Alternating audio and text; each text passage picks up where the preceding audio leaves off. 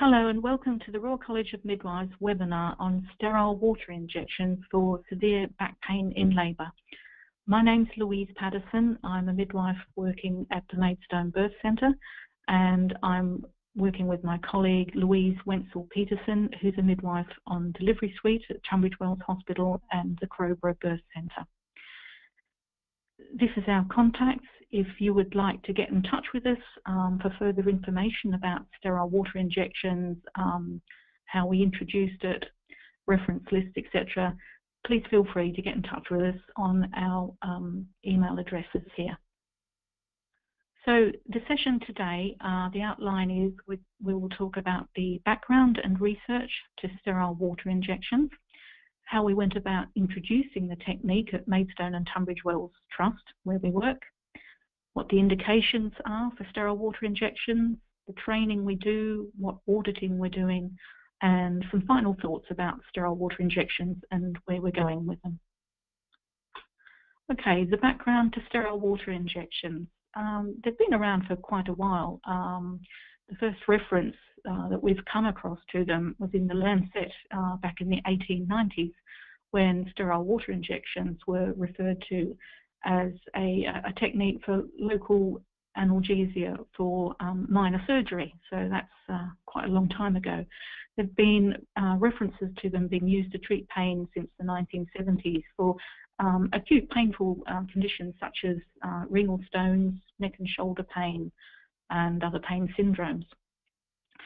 The mechanism of how it actually works is the pain gate mechanism. So a little bit like how acupuncture, even TENS machines work, a sort of a confusing mechanism where the acute skin pain sort of diverts the deeper visceral pain of severe back pain in labour.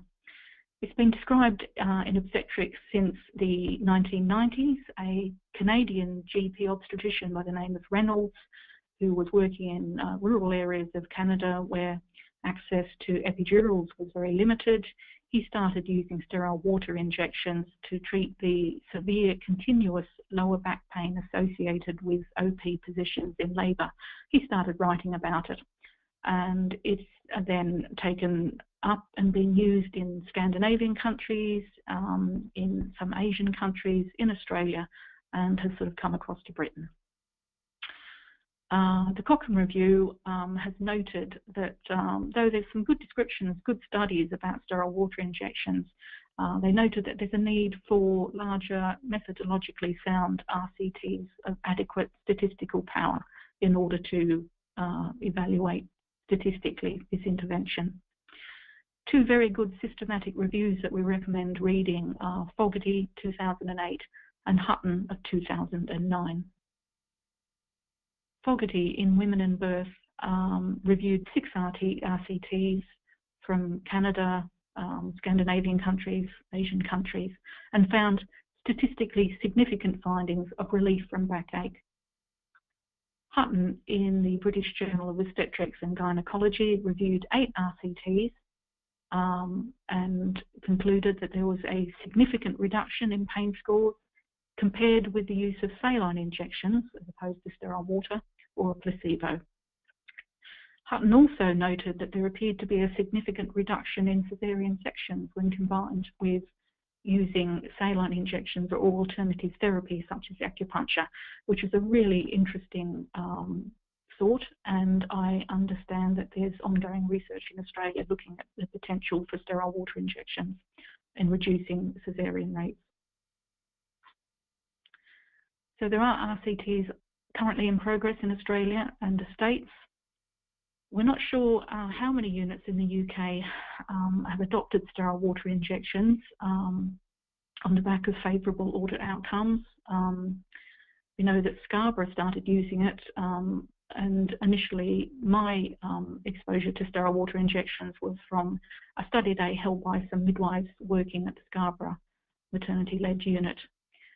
We understand it's in use in Newcastle and Midway and our own trust, Maidstone and Tunbridge Wells. I'm sure there's other units out there that are using sterile water injections. Introducing a new medical technique I found was incredibly complicated. I was supported in the process by our consultant midwife, and it involved quite a long process. After a colleague and I attended a study day, we were very keen to introduce the technique. Working in a standalone birth centre, it worried me that women with severe lower back pain were coming to us, and because we were limited in what we could do in helping this pain, they were taking themselves off to the obstetric unit, looking for an epidural, which I felt was a shame because it wasn't their initial choice of birthplace, and it wasn't their initial choice of dealing with their labour. So when I came across the idea that it was a simple technique for dealing with severe continuous back pain, I was really keen to introduce it. We did a literature review, we did a proposal. We worked through many committees to introduce this technique. We had to gain trust approval. We developed an audit tool. We decided on our midwifery training and competency background. We worked through 12 different committees, I think. Even though it's only sterile water injection, it is a substance you're injecting, so therefore you need to go through the various medical committees and pharmaceutical approval. We introduced it initially at our birth centre at Maidstone. All of the outcomes at 6 months had a very favourable response, and presented it to the obstetric directorate and obtained approval to roll this out in the main obstetric unit as well at Tunbridge Wells. So this is some of the committees we worked through. There was the proposal, we wrote a guideline, a patient information leaflet, a PGD, which we need for midwives at the birth centre, a standalone unit to administer sterile water injections. We presented at the local clinical governance meetings. We presented at various committees, supervisors and midwives, the clinical risk committee, maternity forum, directorate committees, etc., and also the medicines management committee. And finally went through the trust new procedures committee. I'm now going to hand over to my colleague Louise to talk through indications. Hi there, my name is Louise Wenzel Petersen, and as the other Louise said, I work both on delivery suite in hospital and at Crowborough Birth Centre, and I'm going to talk to you about indications now to start with. The indications really involves a term pregnancy, uncomplicated, with spontaneous onset of either latent or active labour, and where the woman experiences a significant continuous lower back pain with a visual analogue score of more than 6. As these injections are incredibly painful to have initially, it's felt that the woman won't benefit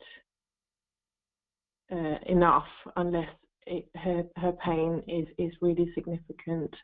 There aren't really any contraindications of using these sterile water injections. We've used them on high-risk women with the doctor's involvement and their prescription, obviously, with very good effect. So I think the only real contraindication is a skin condition in that particular area. And obviously we need to gain informed consent from the women. In order to administer these sterile water injections, we have to be competent, and in order to become competent, the midwives have to attend a training session. We have created a very robust training program for the women, for the midwives, and there has to be an understanding of the guideline. We have an injection trainer, which has proven incredibly useful to practice on. We have supervised administration. We keep a register of competency, and as with everything else that we do, we have to document the procedures that we undertake. The NMC has standards for medicines management, and a particular section on complementary therapies, and the NMC states that in order to administer complementary therapies, we should be trained, competent. The therapy should be appropriate to the condition. The women must provide informed consent. It must be recorded alongside other medicines on a prescription chart, and that we must have vicarious liability. For the midwives that work at a trust, I think that the trusts provide us with a vicarious liability, but obviously that's something that would need checking. In the code, the Nursing and Midwifery Council permits midwives to administer complementary therapies as part of our normal practice, as long as it is safe and in the best interest of the mother and with her full consent. There's a comment in there that states that it may interact with other types of medicinal products and laboratory tests, and obviously we have to take this into consideration. So the method to use when we give these injections is to identify where you're going to give it. There will be a diagram on the following slide that will show you that we inject around the Rhombus of Michaelis.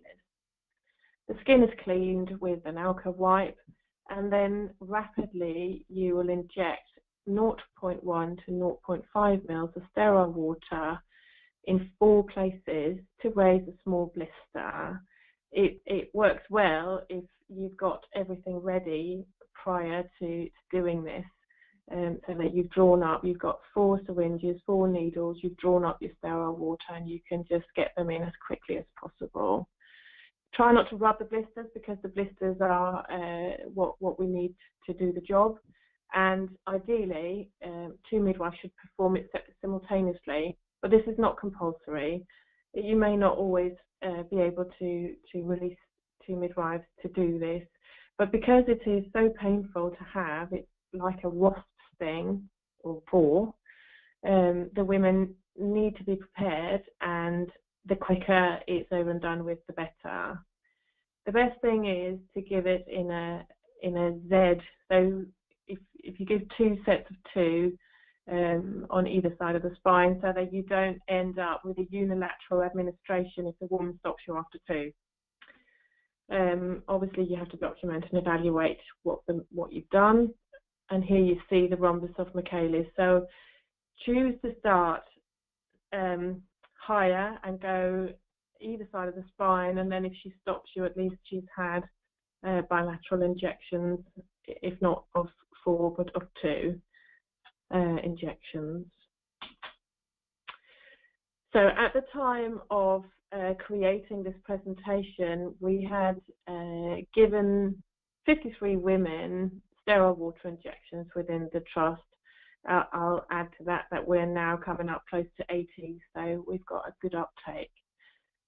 But based on the 53 women, 37 were primips and 16 were multips. 24, so nearly 50-50 of latent phase and active phase of labour. This slide shows you the types of deliveries that these 53 women ended up having. The black columns are primips and the purple are multips. I think it's worth noticing that out of all of these women, no multip had a section, and 4 primips had a cesarean. Now, we would have expected out of these numbers to have between 7 and 8 sections. So as the other Louise talked about, that there could be a link between a reduction, administering sterile water injections, and a reduction in a cesarean section rate. This slide shows you the visual analog scores, so the pain scores that the women reported prior to having the injections at 10, 30 and 60 minutes following the injections. And as you can see, there is a dramatic drop in the pain score. So the other Louise is going to carry on now, so I'll pass you over. Part of the auditing we've done of the sterile water injections is noting comments both from the women and from the midwives caring from them.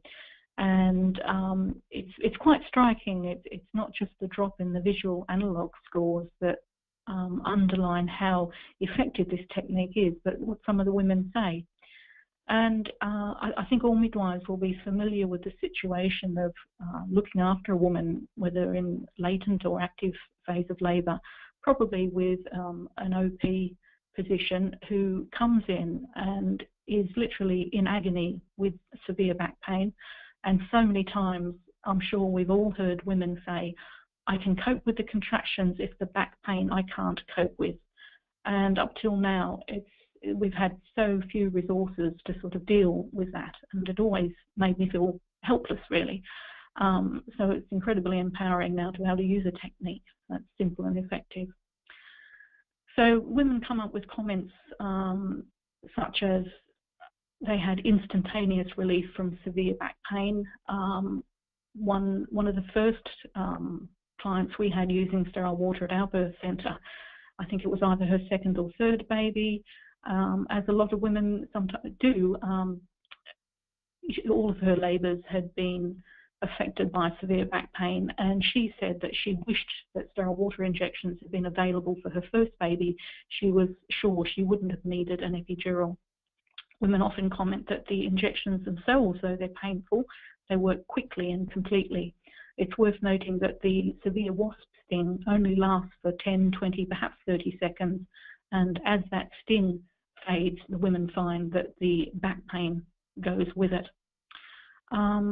Recently, one woman I delivered, it was her third baby. All of her labours have been affected by severe back pain, and she commented to me, I gave the sterile water injection. She had the fairly typically rapid relief of the back pain, and she said to me, finally, after 3 labours, I've got the labour I wanted. I'm in the pool and I've got no back pain. I actually found that quite moving. Her husband was extremely impressed. The men are often, the birth partners are often incredulous at the difference they can see, particularly if they're a partner who's seen the woman suffer severe back pain through 2 or 3 labours, and quite often it's very difficult to convince them that it is literally just sterile water that you've given.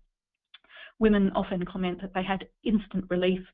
A couple of women have said that they felt, because the injections relaxed me, one woman actually commented that she felt the baby rotate.